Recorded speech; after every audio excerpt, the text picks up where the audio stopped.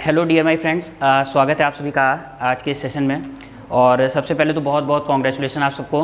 अगर आप लोग बैंकर बन गए हैं या बनने वाले हैं तो काफ़ी बड़ी बात है आज के समय में। अगर आप इतना सारा कंपटीशन बीट करके यहाँ तक आए हैं तो ये भी एक बहुत बड़ी अचीवमेंट है।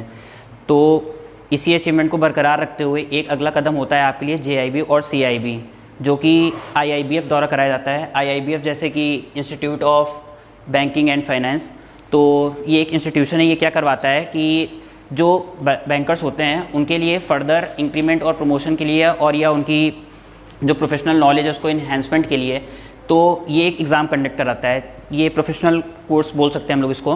तो ये दो एग्ज़ाम होते हैं, JIB और CIB। IIBF institute of banking and finance ये ऑर्गेनाइजेशन हो गया, इंस्टीट्यूशन हो गया, और ये दो एग्ज़ाम कंडक्ट कराता है JIB और CIB। तो क्या होता है कि अगर आप ये दो एग्ज़ाम क्लियर कर लेते हो तो आपको इसके बहुत फ़ायदे मिलते हैं। अगर आप क्लरिकल ग्रेड पे भी हो तो भी, और अगर ऑफिसर ग्रेड पर हो तो भी। तो इस पे एक एक करके बात करते हैं। और सारे भी जो नए फ्रेंड्स होंगे जिनको इनके बारे में बिल्कुल नहीं पता है या कुछ कंप्लीट इन्फॉर्मेशन नहीं है, तो हम लोग क्या करेंगे कि आज की इस वीडियो में जितनी भी बेसिक इन्फॉर्मेशन है पता होनी चाहिए हमें, उसके बारे में हम लोग डिस्कस करेंगे। ठीक है, तो चलिए स्टार्ट करते हैं फिर। तो IIBF जैसा कि हमने पहले बता दिया क्या institute of banking and finance होता है, और इसका पर्पज़ होता है कि ये जो बैंकर्स रिक्रूट हो चुके हैं या जो बैंकर्स हमारे आ रहे हैं बैंक में, उनके नॉलेज इन्हेंसमेंट के लिए होता है। और ये एक टाइप का प्रोफेशनल कोर्स है, और इससे जो इंडिया में बैंकर्स की क्वालिटी है उसका भी इम्प्रूवमेंट वगैरह ये सब होता है। तो ये चीज़ें हैं। इसमें दो मेजर एग्ज़ाम्स होते हैं। एक होता है JIIB जैसे कि जो कि ये है, और एक होता है CAIIB। तो JAIB का ये तो शॉर्ट फॉर्म है इसका। तो JAIB का पूरा नाम होता है junior associates of Indian institute of bankers, और CAIB का होता है certified associates of Indian institute of bankers. ठीक है, तो JAIB का पूरा नाम होता है junior associates of Indian institute of bankers, और वहीं CAIB का फुल फॉर्म होता है certified associates of Indian institute of bankers. ठीक, अब हम लोग चलते हैं आगे और देखते हैं इसके बारे में कंप्लीट नॉलेज यहाँ पे देखते हैं क्या है।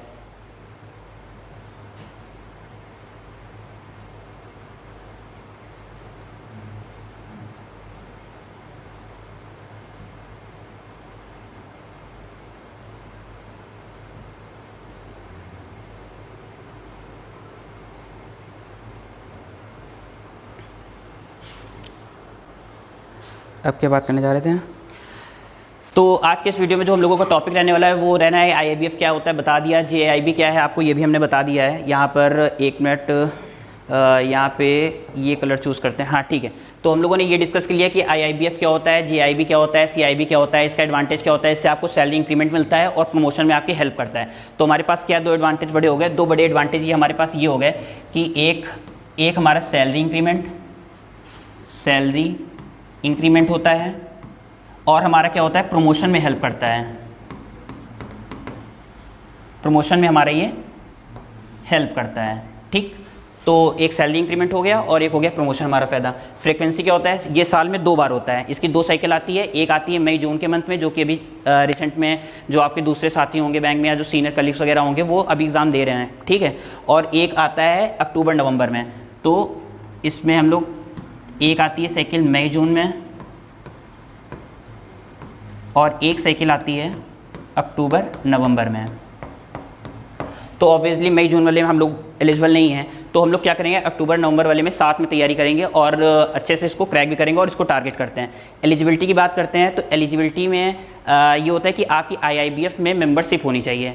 जब अभी आप बैंक में सेलेक्ट हो जाएंगे तो आपको HR से आपको एम्प्लॉयमेंट ID मिल जाएगी आपकी, तो जो ID होगी उसके ज़रिए आप IIBF में अपने आप को रजिस्टर्ड कर सकते हैं। बैंकर ID आपको मिल जाएगी।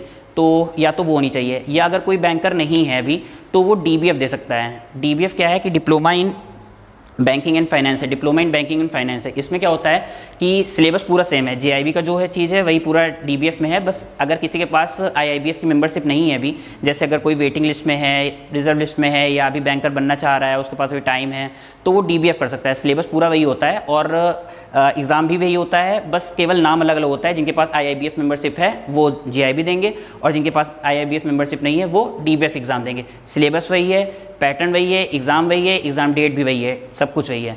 और मान लो जब आपका कभी DBF क्लियर हो जाता है और आप बैंक में सेलेक्ट हो चुके हो, तो आप अपने HR को मेल करके अपना रिजल्ट मेल करके आप उसको डीबीएफ को जीआईबी में कन्वर्ट भी करवा सकते हो, ठीक है। तो ये कन्वर्टिबल भी होता है। कैसे कन्वर्टिबल होता है उसकी वीडियो हम लोग अगले किसी वीडियो में बात करेंगे, उसका क्या पूरा प्रोसेस होता है तो वो अलग वीडियो में समझेंगे हम लोग।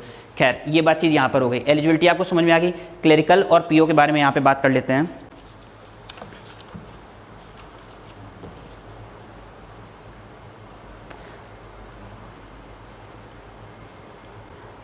ठीक है, तो जब आपका जीआईबी और सीआईबी क्लियर हो जाता है तो जब आप उसकी कॉपी अपने एचआर को फॉरवर्ड करते हो तो आपको सैलरी में इंक्रीमेंट मिलता है और प्रमोशन में भी हेल्प करता है, ठीक। एक बात ये हो गई।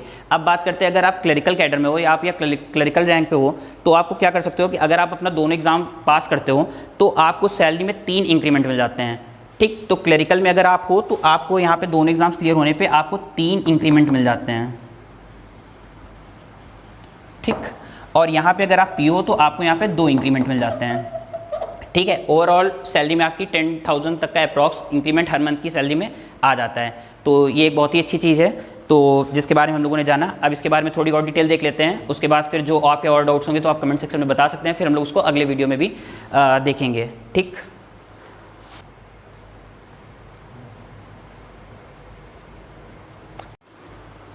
कर दिया, ठीक है। तो हम लोगों ने बात की कि जेआईबी क्या है। जेआईबी हो गया आपका junior associates of Indian institute of bankers. इसका रूल और सिलेबस अभी हम लोग अगले वीडियो में डिस्कस करेंगे, पूरा डिटेल्ड एक वीडियो बनाएंगे उसमें और सारे हम देखेंगे उसका सिलेबस क्या है, क्योंकि 4 सब्जेक्ट हैं आपके, उसमें अलग अलग मॉड्यूल्स हैं, अलग अलग यूनिट है, तो उसके लिए हमें एक डेडिकेटेड अलग वीडियो चाहिए रहेगा। अभी मैं आपको ओवरव्यू अच्छा से बता देता हूँ कि ऊपर की चीज़ें बता देता हूँ जो आपके लिए जानना भी जरूरी है। तो ऑब्जेक्टिव हमने आपको बता ही दिया कि objective JIB aims at providing required level of basic knowledge about the role of the financial sector in the economic spectrum. और ये सब इसमें बस यही है कि मेन ऑब्जेक्टिव यही है कि जो आपके फाइनेंशियल बैंकिंग नॉलेज है, जो आप जॉब कर रहे हो उसकी आपको और नॉलेज हो, डिटेल्ड नॉलेज और प्रोफेशनल नॉलेज, तो इसका ये मेन ऑब्जेक्टिव है, ठीक है। और बदले में आपको इसमें सैलरी इंक्रीमेंट और प्रमोशन ये सब मिलेगा और आपको एज मिलती है अपने दूसरे साथ वालों, जो दूसरे कलीग्स हैं उनके साथ आपको एज मिलती है आगे रहने में, ठीक। तो एक ये चीज़ हो गई। एलिजिबिलिटी की बात कर लेते हैं।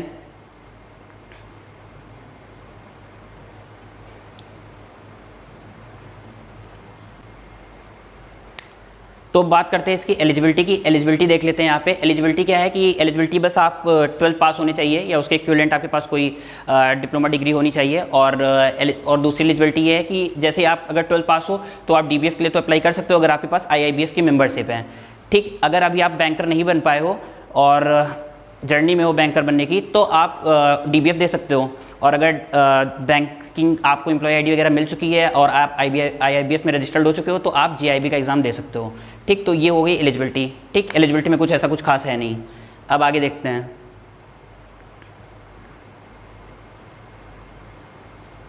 तो अब जो अक्टूबर और नवंबर में जीआईबी एग्जाम होने जा रहा है उसमें आपके 4 पेपर होंगे। 4 पेपर में पहला है Indian economy and Indian financial system, जिसको आईई और आईएफएस भी कहते हैं, ठीक, शॉर्ट में। और दूसरा पेपर है आपका principles and practices of banking, जिसे पीपीबी भी कहते हैं। और तीसरा है accounting and financial management for bankers, जो कि एएफएम है। और लास्ट है retail banking and wealth management, जो कि आरबीडब्ल्यूएम है, जो कि सबसे आसान होता है, ठीक। तो ये 4 एग्ज़ाम्स होते हैं और पासिंग क्राइटेरिया ये है कि 50 मार्क्स होते हैं क्वालिफाइंग मार्क्स। आपको 4 पेपर होते हैं 100 मार्क्स के, टोटल 400 हो गया। और ईच सब पेपर में क्वालिफाइंग मार्क्स है 50 मार्क्स, ठीक। और 100 क्वेश्चंस होते हैं 100 मार्क्स का। और दूसरी चीज़ ये कि पेपर ऑनलाइन मोड में होता है और कोई निगेटिव मार्किंग नहीं होती है और आपको 50-50 मार्क्स मिनिमम क्वालिफाइंग लाना होता है। अभी एक चीज़ आपको बताएंगे कि 45 मार्क्स लाके भी आप इसको पास कर सकते हैं, वो भी बताते हैं। और एक चीज़ आपको ये ध्यान रखनी है कि ये आपको चारों पेपर 5 अटेम्प्ट में क्लियर करने होंगे या फिर 3 ईयर में, ठीक है, जो भी पहले हो, ठीक। ये एक चीज़ होगी। तो अब हम लोग जान चुके हैं कि जेआईबी में 4 पेपर होते हैं और कौन से वो पेपर हैं, उनके नाम भी हम लोगों ने जान लिया है, ठीक।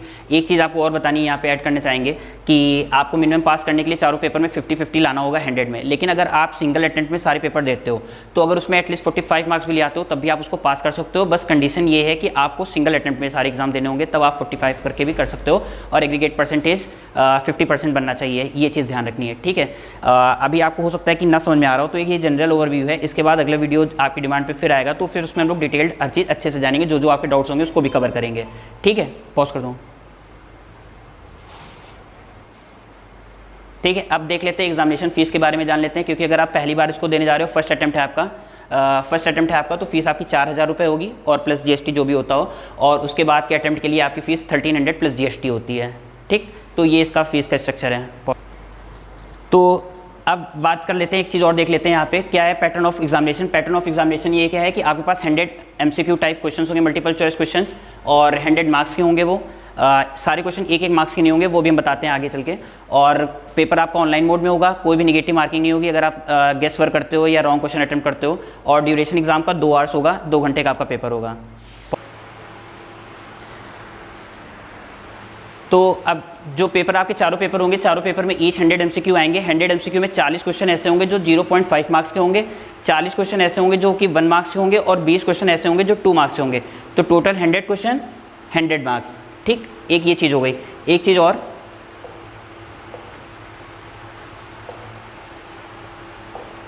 ठीक, एक चीज़ और कि अगर आप जो कि आपके पास 5 अटैम्प्ट हैं और 3 साल हैं, उसमें आप बार कुछ करके कुछ पेपर करके क्लियर कर सकते हो। जरूरी नहीं है आपको 1 गो में ही सारी क्लियर करो।